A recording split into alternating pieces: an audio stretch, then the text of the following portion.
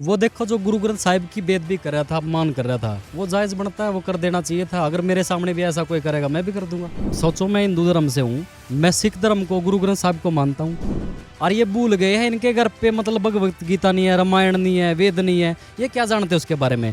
गुरु ग्रंथ साहिब के अनुसार तो करोड़ों लोग चलते हैं, मैं भी माथा टेकता हूँ, देश टेकता है। इतना किसान यहाँ खेती कर करके पूरे भारत को चलाता है, और हम ही दोनों स्टेट है जो देश को चलाते हैं, और हमारे को बदनाम कर रहे हैं। और जिसने बाणा डाल लिया ना, वो एक स्वाभिमानी आदमी हो जाता है, मजबूत आदमी। वो सरकार के पास क्या लेने गया है?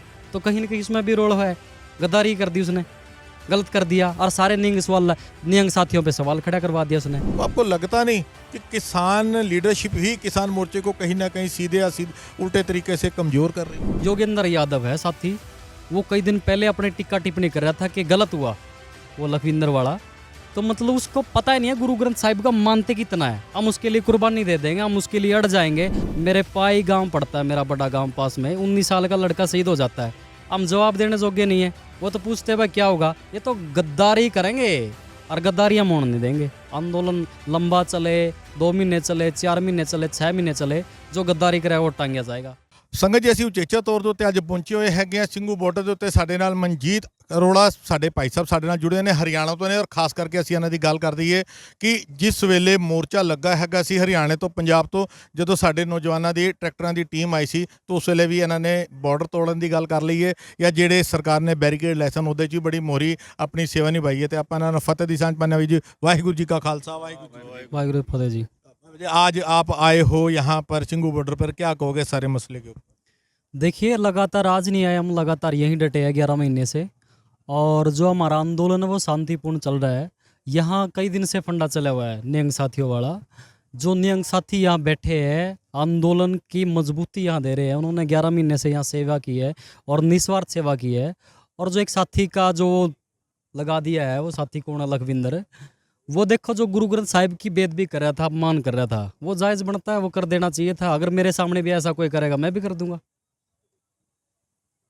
जिस तरीके से अब कहा जा रहा है कि भाई उनको मारना नहीं चाहिए था, वो तो एक किताब थी, हमारे लिए तो हमारे लिविंग गुरु हैं, जागती जोत है, मतलब एक आत्मक तौर पे हम जो कहते हैं कि वो हमारे लिए जीते जागते भगवान है हमारे। मगर दूसरे लोग सोशल मीडिया पे ये बातें करते हैं जी एक किताब के लिए आदमी मार दिया। वो लोग ये भी नहीं समझ के राजी कि किताब और गुरु ग्रंथ साहब में कितना फ़र्क होता है। उस चीज़ पर आपको क्या लगता है? आप ये देखिए, जो गुरु ग्रंथ साहिब है ना, वो लाखों लोगों ने कुर्बानी देके, और हमारे 10 गुरुओं ने, जो गुरु तेग बहादुर जी थे, यहाँ बड़ खालसा गांव पड़ता है, अब वहाँ जाके हम पूरी जानकारी लेके आए हैं। यहाँ गुरु तेग बहादुर जी ने हिंदू धर्म को बचाने के लिए अपनी कुर्बानी दी। आगे गुरु गोविंद जी ने दी, आगे 4 साहिबजादे ने दी। और जो ये बहुत सारे जो बीजेपी के दल्ले दलाल है, या मतलब आप हिंदू धर्म के कह सकते हैं, हम सोचो मैं हिंदू धर्म से हूँ, और क्या नाम है, मैं सिख धर्म को, गुरु ग्रंथ साहिब को मानता हूँ, और ये भूल गए हैं इनके घर पे मतलब भगवत गीता नहीं है, रामायण नहीं है, वेद नहीं है, ये क्या जानते हैं उसके बारे में। गुरु ग्रंथ साहिब के अनुसार तो करोड़ों लोग चलते हैं, मैं भी माथा टेकता हूँ, देश टेकता है, और हम उसका सम्मान करते हैं। अगर बेदबी करेगा तो मैं भी गलत कर दूंगा, मैं भी उसकी नाड़ काट दूंगा अगर ऐसा कोई करेगा। ये जो धर्म के ठेकेदार है, क्यों एक इतना प्यार बना हुआ है हिंदू सिख धर्म के अंदर? अगर हम पहले भी गए तो हिंदू परिवारों के अंदर पहला जो बड़ा बेटा था उनको सिख बनाने का एक रिवाज था। आज की डेट में जब से कि ये मौजूदा जो सरकार आई है, इससे पहले जिन्होंने धर्म के नाम पर ये फसाद शुरू कर दिए, लगता नहीं है कि कहीं ना कहीं सिर्फ राजनीति है? आम लोगों से अगर हम पूछते हैं, वो चाहे किसी हम हिंदू भाई से पूछ लें, किसी मुस्लिम भाई से पूछें, वो हमेशा यही कहते हैं कि जो हो रहा है वो गलत हो रहा है। मगर जब हम लीडर लेवल के ऊपर आते हैं, जो कार्यकर्ता लेवल पर, जिसको भगत बोलते हैं, अंध भगत बोलते हैं, उनकी सोच ऐसी क्यों है? कुर्सी का लालच है, पैसे का लालच है? क्या इनको देखकर भी समझ नहीं आती? सच्चाई देखकर भी झूठ बोलते हैं? आप ये देखिए, जो 47 की लड़ाई लड़ी थी ना हमने, 10 लाख लोगों ने कुर्बानी दी थी लिखित में, और तो पता नहीं कितने। ये तो जो गद्दार किस्म के लोग होते हैं, वो तो घर बैठे रहते हैं, उनको पता ही नहीं है। वो ना धर्म के बारे में पूरी जानते, ना वो देशभक्ति के बारे में जानते, ना वो कानून के बारे में जानते, और वो तो दल्ले दलाल आदमी होते हैं। वो तो देश सदा उन्होंने गद्दारी करी देश के साथ, वो तो ऐसे आदमी है। वो तो हम, आप ये देखिए, हरियाणा, पंजाब, इतना किसान यहाँ खेती कर करके पूरे भारत को चलाता है, और हम ही दोनों स्टेट है जो देश को चलाते हैं, और हमारे को बदनाम कर रहे हैं। मंजीत भाई, आप हरियाणा के रहने वाले हो, गांव देहात, अपने धर्म चौपाल वगैरह हर जगह पर आप लोग अपने कह लो अपने किसान भाइयों के साथ, अपने धर्म के हिंदू भाइयों के साथ घूमते होंगे। उनकी राय क्या है किसान मोर्चे के लिए? उसके लिए वो आप उनके भी तो टटोलते होगे, जैसे मैं आपसे बात कर रहा हूँ तो आप भी तो चौपाल पे बैठते होगे, तो अपने भाई लोगों के साथ बात करते होगे। उनका क्या नजरिया है इस किसान मोर्चे के लिए? देखिए, जो आंदोलनकारी है, जो देश के प्रति श्रद्धा रखते हैं, वो तो सारे हमारे पक्ष में है। और जो गद्दार किस्म के लोग हैं, उन्होंने देशदास का कोई मतलब नहीं, वो हमारी काट बाट कर रहे हैं सारे के सारे। वो मेरे गांव में भी है, मेरे कैथल में भी है, मेरे हरियाणा में भी है, और सारा देश में। वो गद्दार तो गद्दारी करेंगे। हल क्या है? हाल तो ये है, जो यहाँ गुरु ग्रंथ साहिब की बेदबी हुई है, मैं नियंग सिखों से, अपने जो सिख समाज के साथी है, उनसे भी कहना चाहूँगा, जो हमारी गुरु ग्रंथ साहिब है उसको बचा के रखे और सेफ रखे और अच्छी जगह पे रखे। अगर यहाँ तो आप ये देखो, आज भी एक मसला सुनने में आया है कि करनाल का एक साथी पकड़ा गया है, उसने कचहरा डाल लिया और नियंग सिखों ने उसको वो दे दी, उपाधि दे दी, और उसने आज वो गद्दारी कर दी।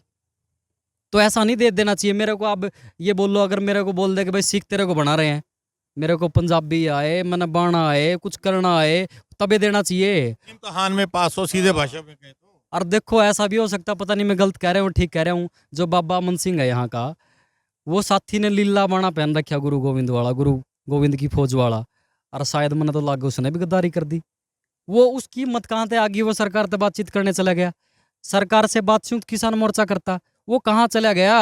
और जिसने बाणा डाल लिया ना, वो एक स्वाभिमानी आदमी हो जाता है, मजबूत आदमी। वो सरकार के पास क्या लेने गया है? तो कहीं ना कहीं इसमें भी रोल है, गद्दारी कर दी उसने, गलत कर दिया। और सारे नियंग साथियों पे सवाल खड़ा करवा दिया उसने। हम नियंग साथियों के साथ है, हम यहाँ खड़े रहेंगे। सारा हरियाणा जो आंदोलनकारी साथी है, हम नियंग साथियों के साथ है। और जो संयुक्त किसान मोर्चा के कुछ नेता कह रहे हैं कि नियंग साथियों को चले जाना चाहिए, वो सोच समझ के बोले। हम सब आंदोलनकारी, जिसने हमने यहाँ जान जोक दी है ना, सब नियंग साथियों के साथ हम खड़े हैं। संयुक्त किसान मोर्चा पर भी उंगलियां उठ रही हैं। अभी बाबा जी से भी हम बात कर रहे थे, उन्होंने बोला कि मैं चढ़ूनी साहब की बात नहीं कर रहा, क्योंकि उन्होंने तो हर जगह लखीमपुर हर जगह पर अपनी हाजिरी लगाई है, मगर संयुक्त किसान मोर्चे के ऊपर बार बार उंगली उठती है। आपको लगता नहीं कि जब किसानों की जत्थेबंदी है, 47 या 43 जत्थेबंदियों का ग्रुप जिसको बोला जाता है संयुक्त किसान मोर्चा, अगर उनके ऊपर अगर सवाल उठ रहे हैं तो उनको भी जवाब देना चाहिए इस मसले के ऊपर। वो चुप हैं सिर्फ पैसों की बात, क्योंकि मैं ऑन रिकॉर्ड ये बात बोलूं कि अभी बाबा जी से जब हम बात कर रहे थे, उन्होंने बोला कि करोड़ों रुपए उनके पास आता, वो आज तक हिसाब नहीं देते। तो आपको लगता नहीं कि किसान लीडरशिप ही किसान मोर्चे को कहीं ना कहीं सीधे या सीधे उल्टे तरीके से कमजोर कर रही है? देखिए, मैं ये कहना चाहता हूँ, एक जो संयुक्त किसान मोर्चा का वो अलग काम है, हमारे निंग साथियों का अलग काम है, और इन्होंने दोनों ने अपने अपने लेवल पे काम करना चाहिए। और जो योगेंद्र यादव है साथी, वो कई दिन पहले अपने टिक्का टिप्पणी कर रहा था कि गलत हुआ वो लखविंदर वाला। तो मतलब उसको पता ही नहीं है गुरु ग्रंथ साहिब का मानते कितना है। हम उसके लिए कुर्बानी दे देंगे, हम उसके लिए अड़ जाएंगे। हमारे लाखों क्रांतिकारियों ने उसके अनुसार तो हम चलते हैं, उसके अनुसार तो हम जीवन व्यतीत करते हैं। उसको पता ही नहीं है जिस बात के बारे में किसी साथी ना, अगर नेता ना है, पता नहीं है, तो बोलना नहीं चाहिए उसके बारे में। अब बहुत सारे हरियाणा में साथी बैठे हैं, उनको पता ही नहीं गुरु ग्रंथ साहिब का, उनको गीता का नहीं पता, गीता में श्लोक कितने हैं, उनको गुरु ग्रंथ साहिब का पता ही नहीं। बस उसके अनुसार हम चलते हैं, हमारे लिए सब कुछ ही वही है। मंजीत भाई, आप मोर्चे में शुरुआत से जुड़े हो, योगेंद्र यादव का आपने नाम लिया, आपने कभी सुना योगेंद्र यादव के साथ कोई बड़ी किसान जत्थेबंदी है, या योगेंद्र यादव के साथ 500,000 ट्रैक्टर ट्राली लेके कभी कोई किसान आया हो यहाँ मोर्चे पर? कुछ नहीं, वो एक आदमी है केवल मात्र। और मैं उस पर सीधा सीधा टिक्का टिप्पणी तो नहीं करना चाहता। अपनी कार्यशैली में उसने सुधार कर लेना चाहिए। और हम यहाँ जो बड़े बड़े नेता है ना, बड़े बड़े नेता है, वो संख्या ले रहे हैं, और उनके अनुसार उधर ठीक काम करना चाहिए। वो 26 जनवरी को भी भाग गया था, और ये जो अब घटना घटी है तब भी भागने की कोशिश कर रहा है। वो आंदोलन मतलब मजबूत योद्धा नहीं है, लड़ने वाला मजबूत योद्धा नहीं है। आप पिछले 10 साढ़े 10 महीने से यहाँ पर हो। मैं कभी कभी न्यूज़ को कवरेज करने के लिए यहाँ पे आता हूँ। आज से 6 महीने पहले 26 जनवरी की से पहले के हैं तो यहाँ पर हज़ारों की गिनती में हमारे नौजवानों का, जो पंजाब के, हरियाणा के, यहाँ पर एक पूरा रश होता था, पैर रखने की जगह नहीं थी।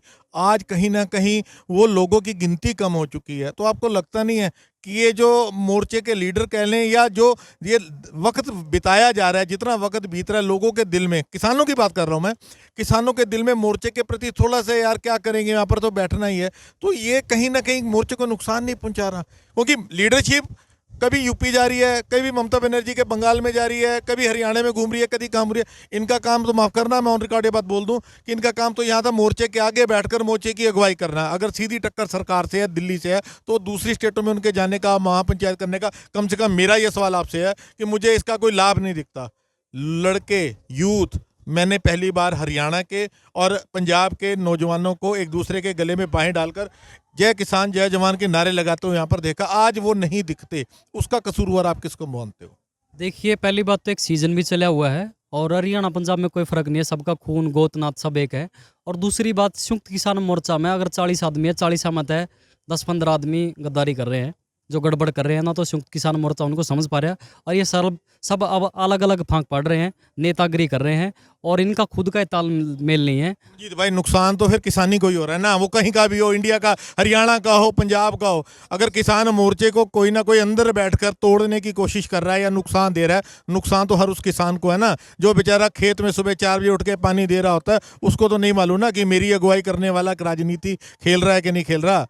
उसको तो अपनी मिट्टी के में जो उपज उसने उगाई है उसके लिए वो जंग लड़ रहा है ना, तो उस नुकसान को कैसे रोक सकते हैं? आप ये देखिए, लगातार हम 11 महीने से यहाँ आंदोलन लड़ रहे हैं। लगभग मेरा 1.5-2 लाख रुपए भी लग गया, मैंने एक नौकरी भी छोड़ दी और शायद अपने आप को मैं भगत सिंह का आदर्श मानता हूँ, मेरे उसके अनुसार चलता हूँ। जब हम बीजेपी जेजेपी के कपड़े पाड़ सकते हैं तो इनके पाड़ेंगे।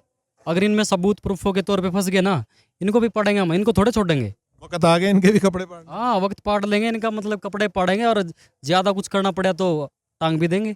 अगर गद्दारी करेंगे ना, खरबों रुपया लग लिया, 700 शहीद किसान हो गए।